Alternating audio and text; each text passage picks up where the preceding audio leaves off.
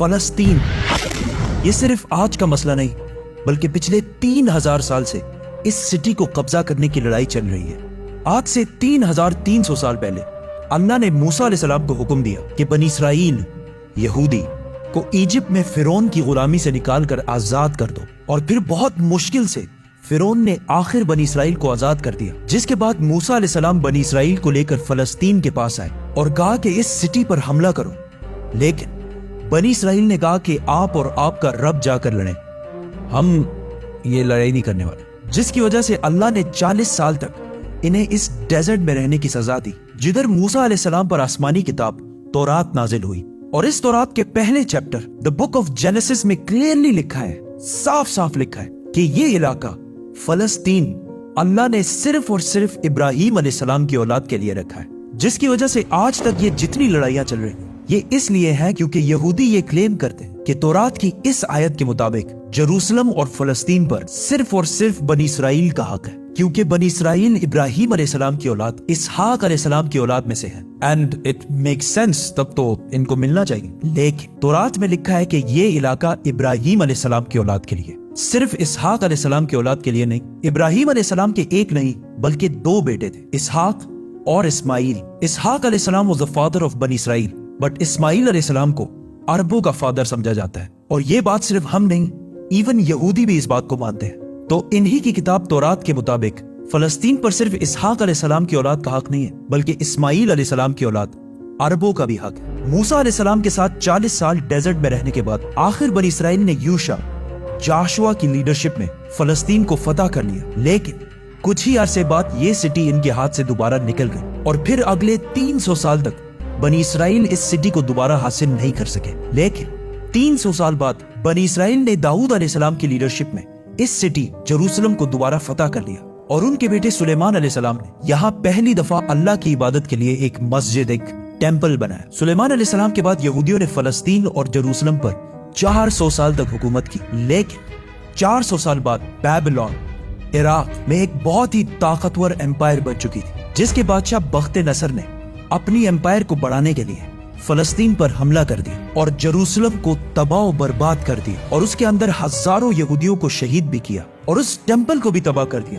جو سلیمان علیہ السلام نے بنایا تھا، اور جتنے یہودی زندہ بچ گئے تھے ان ساروں کو غلام بنا کر اپنے کیپٹل بیبلون عراق لے گیا، اور 70 سال تک یہودی عراقیوں کی غلامی کرتے رہے۔ لیکن 70 سال بعد عراق پر ایران کے ایک بہت ہی نیک بادشاہ سائرس دا گریٹ نے حملہ کر دیا، جسے ہم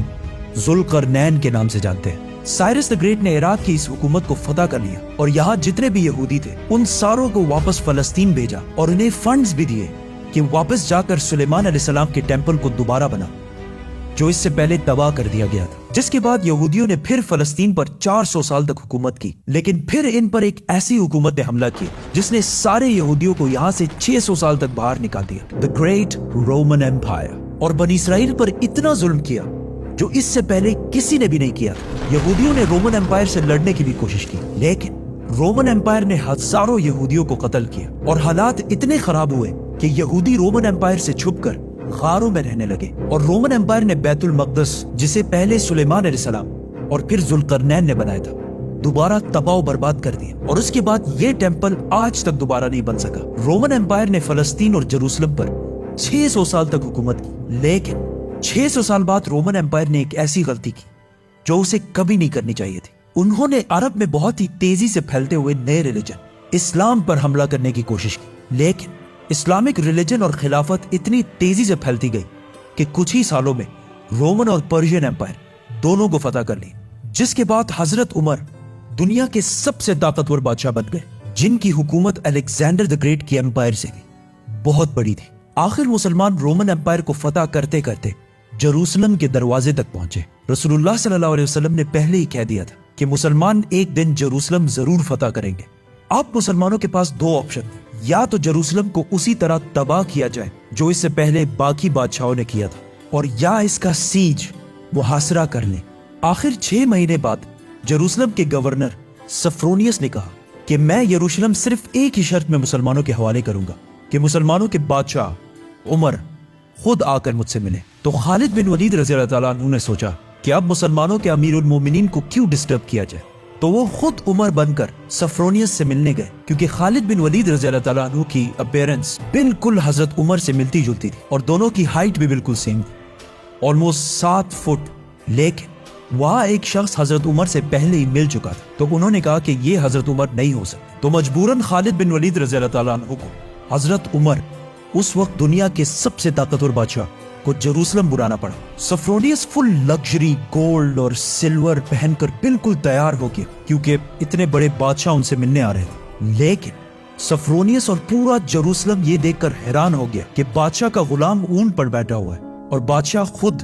بالکل عام کپڑوں میں پیدل چل کر آ رہا ہے۔ یہ منظر جروسلم والوں کے لیے بہت شاکنگ تھا، کیونکہ اس سے پہلے جب بھی کسی بادشاہ نے جروسلم پر فتح حاصل کی، اس نے اس سٹی کو تباہ و برباد کر دیا تھا اور یہاں کی گلیوں کو خون سے بھر دیا تھا۔ لیکن اب یہ ایک بادشاہ آیا ہے جو ان ساروں سے زیادہ طاقتور ہے، لیکن بغیر کسی فوج کے اور بالکل عام کپڑوں میں۔ ایسا اس سے پہلے کبھی بھی نہیں ہوا تھا۔ حضرت عمر نے سارے ریلیجنز کو آزادی دی اور بغیر کوئی خون بہائے سفرونیس نے جروسلم کو حضرت عمر کے حوالے کیا، لیکن انہوں نے ایک شرط یہ بھی رکھی کہ مسلمان یہودیوں کو جروسلم آنے کی اجازت نہیں دیں گے۔ لیکن حضرت عمر نے اس کی یہ شرط نہیں مانی اور یہودیوں کو بھی بیت المقدس آنے کی اجازت دی، اور اس طرح پہلی دفعہ جروسلم ابراہیم علیہ السلام کے بیٹے اسماعیل علیہ السلام کے اولاد کے پاس آیا۔ اس کے بعد آلموسٹ 350 سال تک مسلمان، کرسچن اور یہودی جروسلم میں بالکل پیس اور امن کے ساتھ رہنے لگے۔ لیکن پھر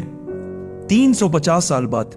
کرسچنز نے پورے یورپ سے فوج جمع کر کے جروسلم پر دوبارہ حملہ کر دیا۔ اس وقت مسلمانوں کے آپس میں بہت لڑائیاں چل رہی تھی، جس کا فائدہ اٹھا کر کروسیڈرز نے آسانی سے جروسلم کو فتح کر لیا، اور جروسلم فتح کرنے کے بعد مسلمانوں اور یہودیوں پر انبلیویبل ظلم کیا اور ہزاروں مسلمانوں اور یہودیوں کو شہید کر دیا، اور مسجدوں اور سینیگوگز کو بھی تباہ کر دیا۔ اور ہسٹری میں لکھا ہے کہ کروسیڈرز نے جروسلم کی گلیوں کو مسلمانوں کے خون سے بھر دیا تھا،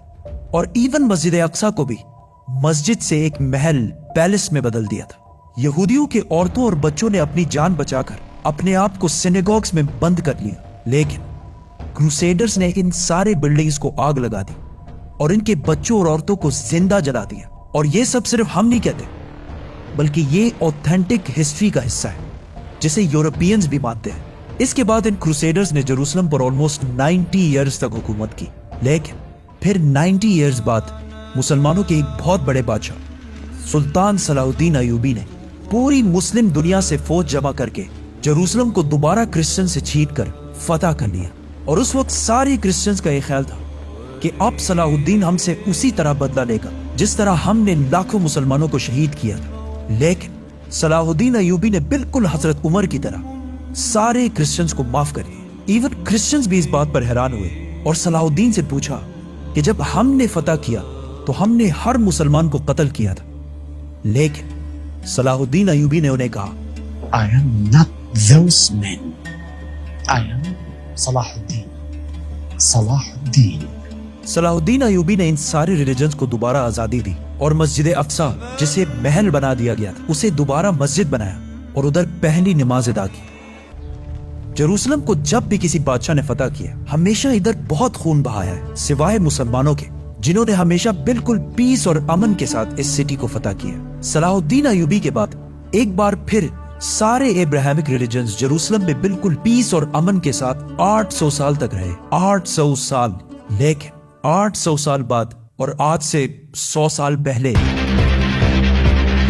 جب جروسلم پر آٹومن ایمپائر کی حکومت تھی تو ورلڈ وار 1 کے بعد عربوں نے برٹش کے ساتھ مل کر عثمانیہ خلافت کو ہمیشہ کے لیے ختم کر دیا کہ ہم عربوں پر یہ ٹرکش لوگ آ کے کیوں حکومت کر رہے ہیں۔ تو اس نیشنلزم کی وجہ سے فلسطین بھی مسلمانوں کے ہاتھ سے نکل گیا، لیکن تھوڑے ہی عرصے پہلے برٹش اور یہودیوں کی آپس میں ڈیل ہو چکی تھی کہ اگر برٹش کو یہ علاقے ملے تو وہ ادھر ایک یہودی سٹیٹ بنائیں گے۔ اور یہ معاہدہ ہوا کیوں تھا؟ کیونکہ اس سے پہلے یہودی یورپ کے ہر field, business, science, medical, banking, ہر چیز میں بہت سٹرونگ ہو چکے تھے، جس کی وجہ سے یہودی یورپ کے سب سے طاقتور اور رچ کمیونٹی بن گئے۔ تو ان کی سپورٹ حاصل کرنا برٹش کے لیے سب سے ضروری تھا، اور پچھلے 1800 سال سے یہودیوں کے پاس اپنا کوئی بھی ملک نہیں تھا۔ تو ان میں سے کچھ یہودیوں نے زائنزم کی سوچ شروع کی کہ ہمارا یہودیوں کا بھی ایک اپنا ملک ہونا چاہیے، اور اس کے لیے انہوں نے اسی فلسطین کے علاقے کو چنا۔ اور یہ ملک حاصل کرنے کے لیے انہوں نے ہر طرف سے کوشش شروع کی. یہودیوں نے ایون عثمانی خلیفہ سلطان عبدالحمید سے بھی ڈیل کرنے کی کوشش کی، لیکن انہوں نے صاف انکار کر دیا، جس کی وجہ سے یہودیوں کو سمجھ آ گئی کہ اگر اپنا ملک بنانا ہے تو عثمانیہ سلطنت کو ختم کرنا ضروری ہے. اور جیسے ہی ورلڈ وار 1 کے بعد آٹومن امپائر ختم ہوئی اور فلسطین آٹومن امپائر سے برٹش کی طرف چلا گیا، تو یہودی پوری دنیا سے اسی سیکرٹ پلان کے تحت فلسطین شفٹ ہونا شروع ہوئے اور فلسطین کے مسلمانوں سے زمینیں ڈبل ٹرپل پرائس پہ خریدنے لگے، کیونکہ پیسہ تو ان کے پاس بہت تھا. برٹش امپائر نے بھی بیلفور ڈیکلیریشن میں یہودیوں کے ایک الگ سٹیٹ ہونے کو سپورٹ کیا تاکہ ورلڈ وارز میں یہودیوں کا سپورٹ اور پیسے دونوں حاصل کر سکیں. اور اسپیشلی ورلڈ وار 2 کے بعد یورپ میں ہٹلر کے یہودیوں پر ظلم کے بعد یہودی اور بھی زیادہ پوری دنیا سے فلسطین میں جمع ہونے لگے اور فلسطین میں آہستہ آہستہ لڑائیاں بڑھنے لگی، جس کی وجہ سے UN نے ایک فیصلہ سنایا کہ فلسطین کو 3 حصوں میں ڈیوائیڈ کیا جائے گا. ایک حصہ فلسطین،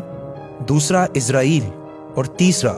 جیروسلم، جو ان دونوں میں سے کسی کا بھی نہیں ہوگا، بلکہ یہاں UN کی حکومت ہوگی اور اس میں سب ریلیجنز کو آزادی ہوگی. جس پر عرب ممالک نے اس فیصلے کی سخت مخالفت کی اور اسرائیل کے آزاد ہونے کے صرف 1 دن بعد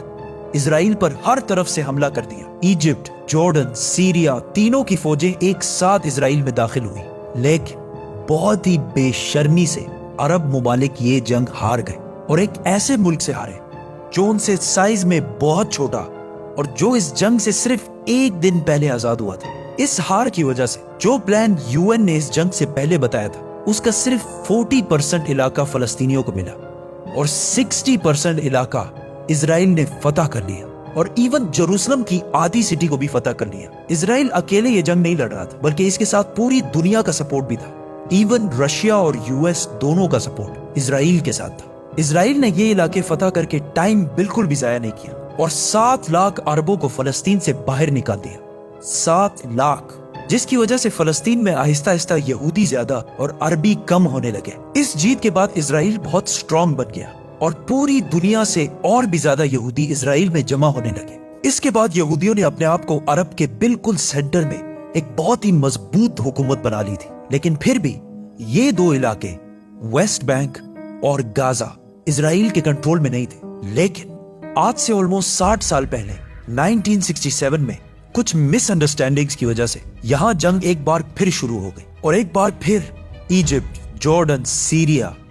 ورسس یہ چھوٹا سا اسرائیل. لیکن صرف 6 دنوں میں اسرائیل نے ان تینوں ملکوں کو ہرا دیا اور صرف 6 دنوں میں اسرائیل نے اپنا سائز 3 گنا بڑھا لیا. عرب ممالک دوبارہ اپنے سے ایک بہت ہی چھوٹے ملک سے بہت ہی بری طرح ہار گئے. یہ ایسا ہے کہ آج خبیب حزب اللہ سے ہار جائے اور وہ بھی 2 مرتبہ. عرب ممالک کے 2 دفعہ اسرائیل سے ہارنے کے بعد ان کی عوام اپنے نیشنلسٹ حکمرانوں کے خلاف ہو گئے اور نیشنلزم، قومیت کو چھوڑ کر